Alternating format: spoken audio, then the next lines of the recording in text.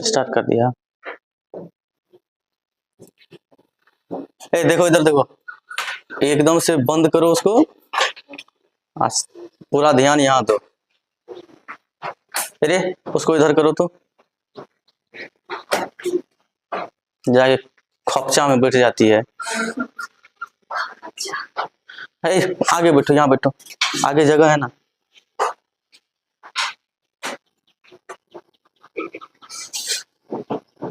आगे जगह है, पूरा बेंच डेस्क खाली है, जाके पीछे बैठी हुई है। एको को जो आई है तो एको को आगे नहीं बैठी है तभी से, बताओ। तो देखो, तो आज हम लोग स्टार्ट करने वाले हैं क्लास 9th का संस्कृत, ठीक है। और इसमें पहला जो चैप्टर हमारा है वो कौन सा है? इस स्तुति। क्या है? इस स्तुति मतलब भगवान की प्रार्थना, भगवान की प्रार्थना, ठीक है। तो भगवान की स्तुति करते हैं हम लोग। तो पहला चैप्टर क्या है? वही है। वैसे भी जब भी तुम लोग देखो, अगर मतलब शुरुआत से पढ़े होगे तो उसमें जो है पहला चैप्टर वही रहता है ना। हे भगवान हम नादान, दो ज्ञान, है ना, करो कल्याण, इस तरीके का रहता है कि नहीं रहता है? तो वही है यहाँ पर सिंपल इस स्तुति। क्या है? इस स्तुति। इसमें देखो हम लोग मतलब जो पढ़ेंगे, ठीक है, तो ये तुम लोगों को क्या करना है? याद भी रखना है। ये वाला जो पोर्शन है यहाँ पे, उसको क्या करना है? याद भी रखना है, ठीक है। और साथ साथ में इसका क्या करेंगे हम लोग? व्याख्या पढ़ेंगे। क्या पढ़ेंगे? व्याख्या पढ़ेंगे, ठीक है। तो पाठ परिचय ये कह क्या रहा है यहाँ पर? देखो, कहता है कि प्रस्तुत पाठ इस स्तुति में 3 मंत्र, कितने मंत्र दिए गए हैं? 3 मंत्र विभिन्न उपनिषदों से। कहां से लिया गया है? विभिन्न उपनिषदों से, तथा 2 पद्य भगवत गीता से लिए गए हैं। कहां से लिए गए हैं? भगवत गीता से। तो 3 कहां से लिया गया है? उपनिषद से। 3 मंत्र कहां से लिया गया है? उपनिषद से। और 2 पद कहां से लिया गया है?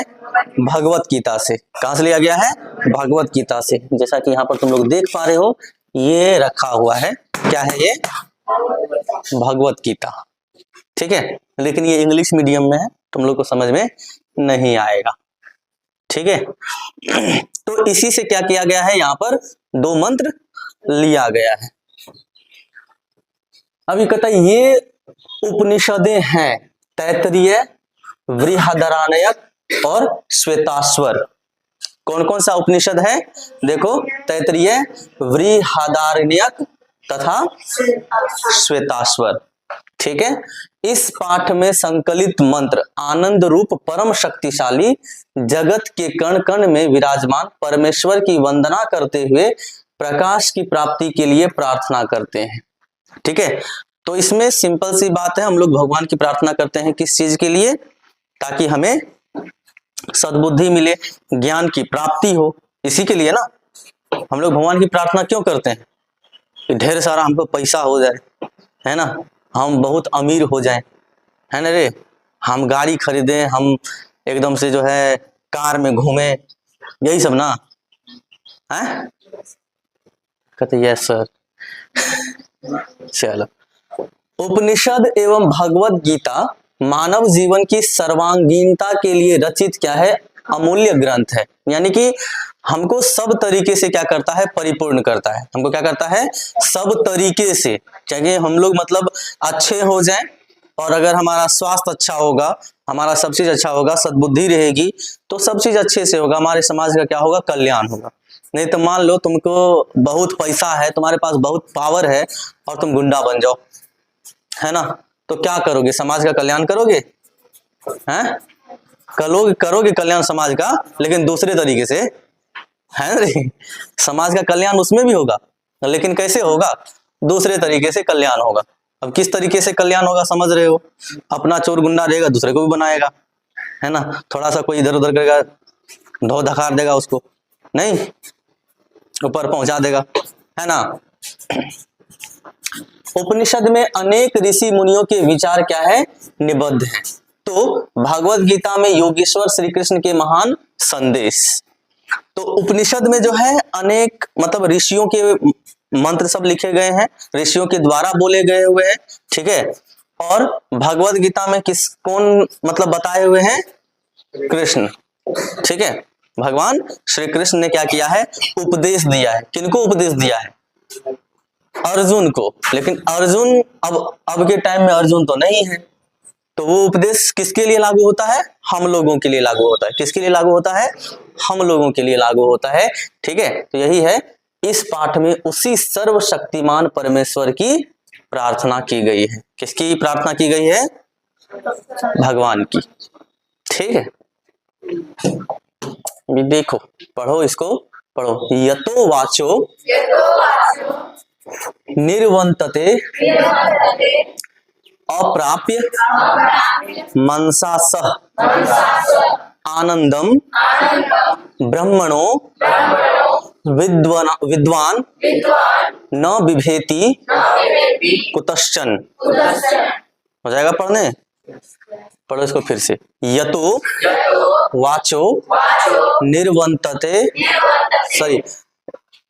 निवर्तन्ते अप्राप्य मनसा सह आनंदम ब्रह्मणो विद्वान न बिभेति कुतश्चन। तो वाचो निवर्तन्ते अप्राप्य मनसा सह आनंदम ब्रह्मणो विद्वान न बिभेति कुतश्चन। अब यहाँ पर देखो, ये भी चीज लिखा हुआ है, ये तैत्तिरीय उपनिषद से लिया गया है। कहाँ से लिया गया है? तैत्तिरीय उपनिषद से लिया गया है। ठीक है, अब इसका अर्थ देखो यहाँ पर क्या कह रहा है। ऐसा लग रहा है ना कि हम लोग मंदिर में बैठे हुए हैं और पंडित जी मंत्र जाप करवा रहे हैं, है ना? क्या कह रहा है ये?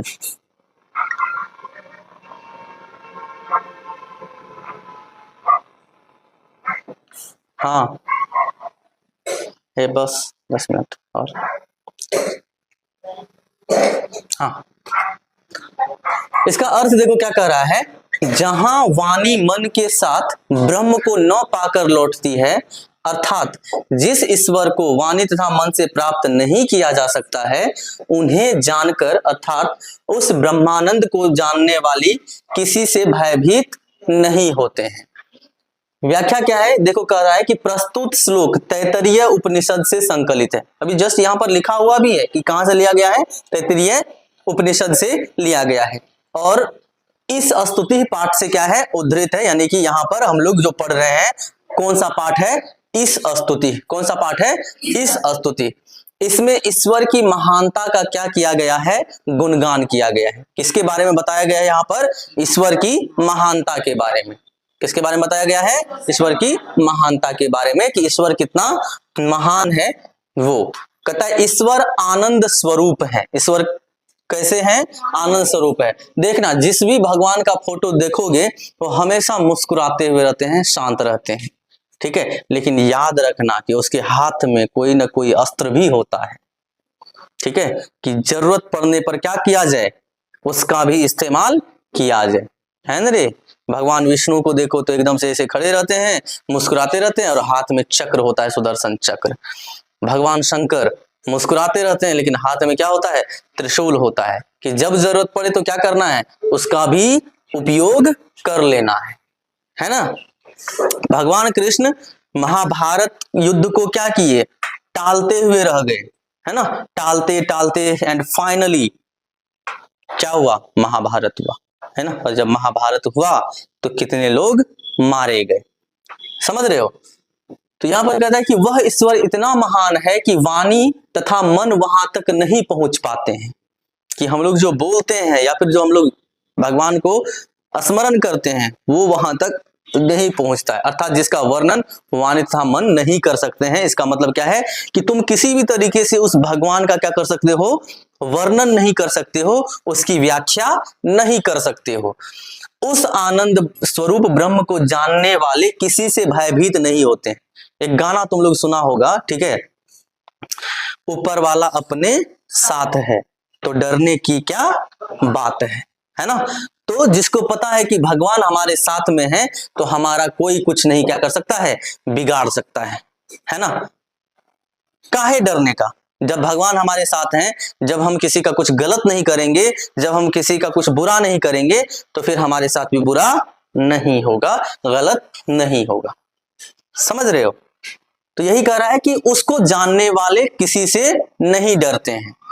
ठीक है, इसलिए ईश्वर से प्रार्थना की गई है, ईश्वर से क्या की गई है, प्रार्थना की गई है कि वह आपको आनंद स्वरूप ब्रह्म का ध्यान कर सांसारिक भय से मुक्त हो जाए, यानी कि तुमको सांसारिक जो डर है, जो चिंताएं हैं, उससे क्या करे, मुक्त कर दे, हटा दे, है ना। भगवान से हम लोग यही प्रार्थना करते हैं कि हमारे जीवन में कोई संकट ना आए, और संकट से ही तो हमें डर लगता है ना, परेशानी से ही तो डर लगता है, और जब भगवान चाहेंगे तो कोई परेशानी नहीं आएगी। अस्तो मां सदगमय, जोर से पढ़ो, अस्तो मां सदगमय,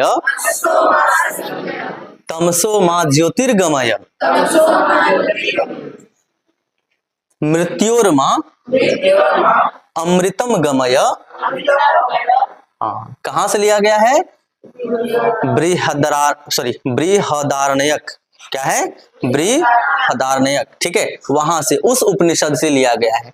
और यहां पर इसका अर्थ क्या कह रहा है कि हे ईश्वर, हे प्रभु, हमें कुमार्ग पर नहीं, मतलब सदमार्ग पर ले जाओ, सन्मार्ग पर, अच्छे मार्ग पर ले जाओ, सदाचार वाले मार्ग पर ले जाओ, अंधकार अज्ञान नहीं, प्रकाश की ओर ले चलो। ठीक है, तो अस्तो मां सदगमय, सदगमय का मतलब क्या होता है, सदमार्ग, क्या होता है, सदमार्ग। और तमसो मां ज्योतिर्गमय, मतलब अंधकार से किसकी तरफ ले चलो, प्रकाश की तरफ ले चलो, और साथ साथ में मृत्यु की नहीं, मृत्यु की तरफ नहीं, अमरता की तरफ ले जाओ। और तुम अमर कब हो जाओगे, अमर कब हो जाओगे, जब तुम उस भगवान की प्राप्ति कर लोगे, उस भगवान की भक्ति करोगे, है ना रे। अभी प्रेमानंद महाराज को सब जानते हैं, जानते कि नहीं जानते हैं, ठीक है, वो क्या करते हैं, भगवान की, ईश्वर की प्रार्थना करते हैं, है ना रे।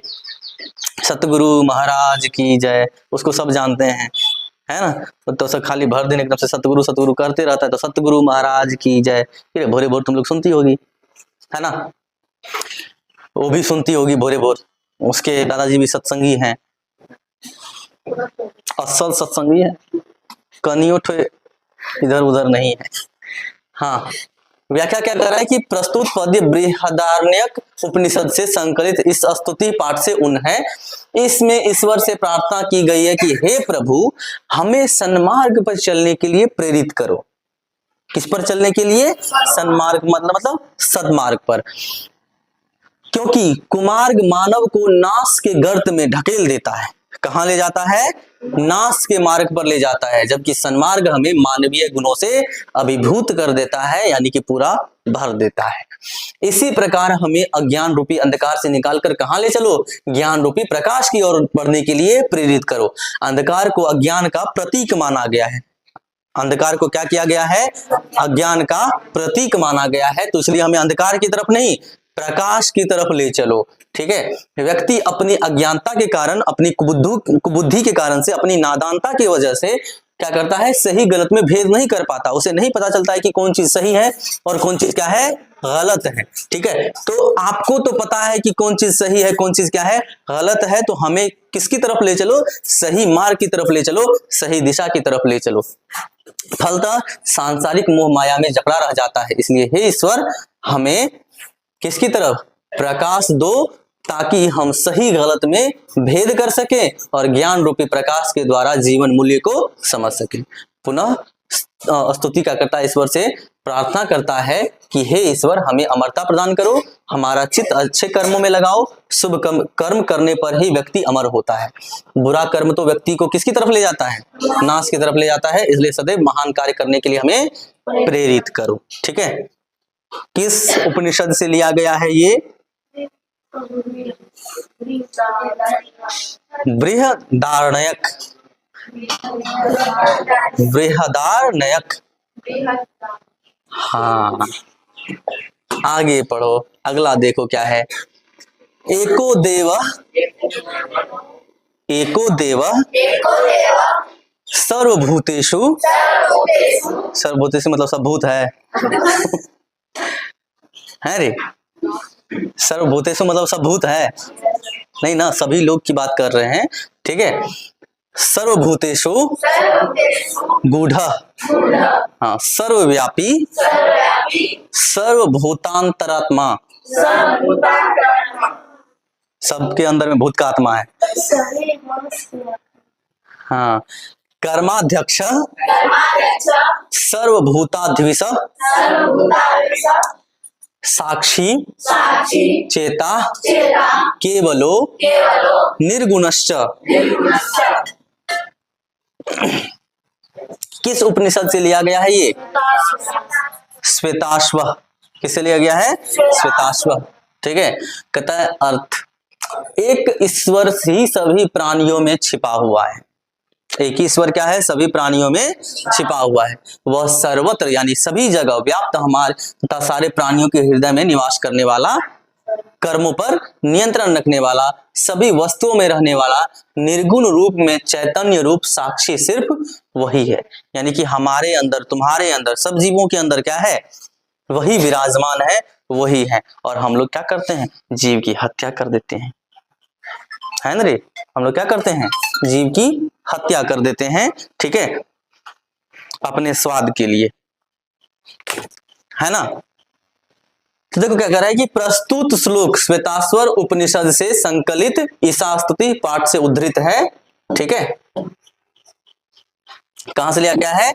इस स्तुति पाठ से। इसमें ईश्वर की सर्वव्यापकता तथा सारे प्राणियों में स्थित बताया गया है।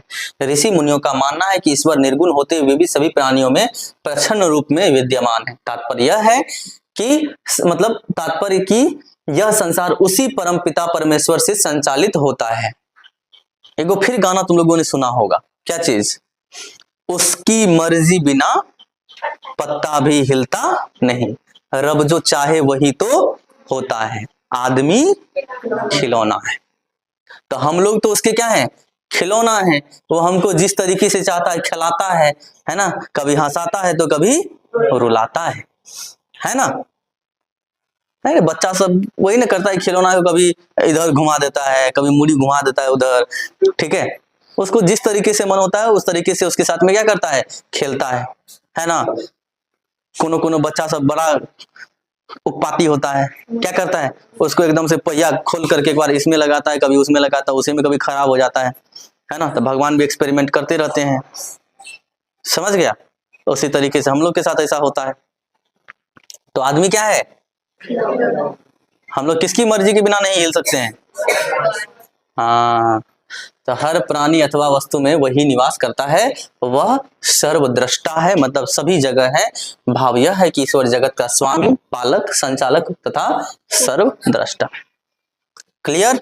आ गया समझ में? आगे देखो क्या है? त्वमादिदेव, त्वमादिदेव पुरुष पुराण, त्वमस्य विश्वस्य परम निधनम, वेतासि वेद्यम च परम च धम, त्वया ततं विश्वमनंत रूप। हे देखो क्या कर रहा है कि हे अनंत रूप, सुन लो, तुम आदि देव पुरातन पुरुष हो, मतलब सबसे पहले तुम ही यहाँ पर आए।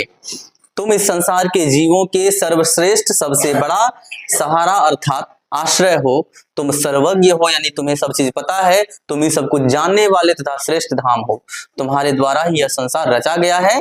और यह कहां से लिया गया है? श्रीमद् भगवद गीता से। कहां से लिया गया है? श्रीमद् भगवद गीता से, ठीक है। और इन पंक्तियों में भगवान श्री कृष्ण विष्णु के संबंध में कहा गया है कि ईश्वर ही संसार के आदि देव, सनातन, अनंत रूप हैं। संसार की सारी वस्तुएं उसी में क्या है? समाहित हैं। अर्थात इस जगत के जानने योग्य सारी बातों को जानने वाला परम धाम तथा सबका आश्रय कृष्ण अर्थात विष्णु ही है।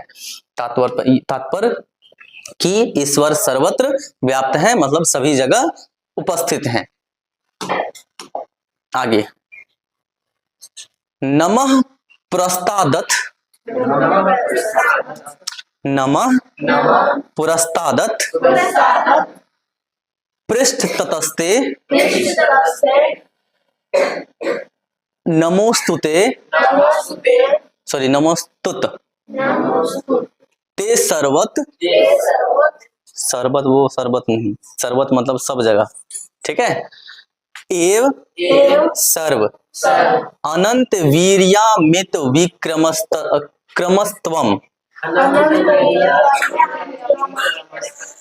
अनंत वीर्यामित विक्रम अस्तवम, फिर से पढ़ो, अनंत वीर्यामित विक्रम अस्तवम सर्वम समाप्नोषि ततोऽसि सर्वः। ये भी कहां से लिया गया है? भगवद गीता से। तो 3 उपनिषद से था, 3 किससे था? उपनिषद से, और 2 क्या है? भगवद गीता से। 2 कहां से लिया गया है? भगवद गीता से। 3 उपनिषद का नाम बता दो हमको। पहला है तैत्तिरीय, दूसरा बृहदारण्यक, और तीसरा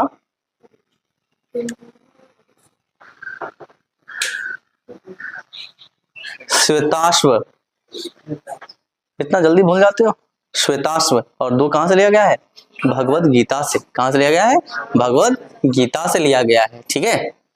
कथा कि हे अनंत सामर्थ्य वाले, मतलब भगवान को कह रहे हैं आप तो कुछ भी कर सकते हैं। आप तो क्या कर सकते हैं? कुछ भी कर सकते हैं। आपके लिए आगे से तथा पीछे से भी क्या है? नमस्कार है। मतलब आपको हर एक जगह से क्या है? नमस्कार है। हे सर्वात्मन, आपके लिए सब ओर से ही नमस्कार हो, क्योंकि अनंत पराक्रमशाली आप समस्त संसार को व्याप्त किए हुए हैं। इससे आप ही सर्वस्वरूप हैं, ठीक है। यानी कि तुम इधर प्रणाम कर लो कि उधर प्रणाम कर लो, किधरों से प्रणाम कर लो, भगवान उधर ही है, ठीक है। तो यहाँ पर यही दिया गया है कि इसमें ईश्वर की विशालता का वर्णन किया गया है। किसकी विशालता का वर्णन किया गया है? ईश्वर की विशालता का वर्णन किया गया है। स्तोता ईश्वर से प्रार्थना करता है कि हे सर्वात्मन, सारा संसार आप में ही व्याप्त है। आप ही सर्वशक्तिमान, पराक्रमी, अनंत सामर्थ्य वाले हैं। तात्पर्य यह है कि ईश्वर ही विभिन्न रूपों में प्रतिभाषित होता है। सर्वत्र उसी सर्वशक्तिमान ईश्वर ज्योति जगमग करती है। अर्थात ईश्वर के सिवा कुछ भी सत्य नहीं है, ईश्वर ही सत्य है। सत्यम शिवम सुंदर, सत्य ही शिव है और शिव ही सुंदर है। तो जो सत्य है वही सुंदर है ना रे? और जो शिव है वही सुंदर है, जो शिव है वही सत्य भी है कि नहीं है? याद आ गया तुम लोग को? किसने कहा था ये बात? हाँ, ठीक है। आ गया समझ में? अच्छे से आया समझ में ना? अब कोई दिक्कत है संस्कृत में? तो तब तुम लोग हड़बड़ काहे करतम हैं? ठीक है। तो पहला चैप्टर का ये क्या करना है, तुम लोगों को क्वेश्चन आंसर बना करके लाना है अपने अपने बुक से, ठीक है। और मेन चीज क्या है, तुम लोग को इसमें से